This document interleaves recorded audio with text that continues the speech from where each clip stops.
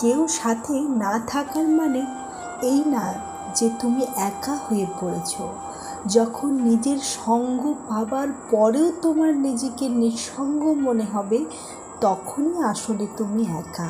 মার্কিন সাহিত্যিক mark Twain জীবনের শেষ বয়সে বিষাদগ্রস্ত হয়ে লিখেছিলেন, সবচেয়ে খারাপ একাকিত্ব হলো নিজেকেও ভালো না লাগা। এত পছন্দের নিজেকেও কখনো কখনো আমাদের সহ্য হয় না। যেখানে অন্যদের দোষারোপ করে কী হবে? একাকিত্ব মানে একা থাকা না, একাকিত্ব মানে নিজের সঙ্গ পাবার পরেও তোমার নিজেকে নিঃসঙ্গ মনে হওয়া। রুশ সাহিত্যিক পাভলোভিচ চেখভ বলছেন, যদি তুমি একাকিত্ব ভয় পাও তাহলে বিয়ে করো না। কথাটার একটা গভীর মানে আছে। সেটা হলো তোমার একাকিত্ব তোমার সঙ্গিনী দূর করতে পারবে না।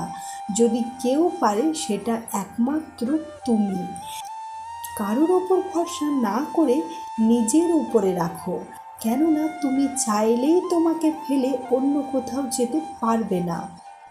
নিঃসঙ্গতার রাতে যখন কেউ থাকবে না, তখন সঙ্গ দিও নিজেকে। নিঃশব্দ রাত কখনোই পুরোপুরি নিঃশব্দ হয় না। দেখবে তোমার বুকের ভেতরে তখনও ধুপ ধুপ করে শব্দ হচ্ছে।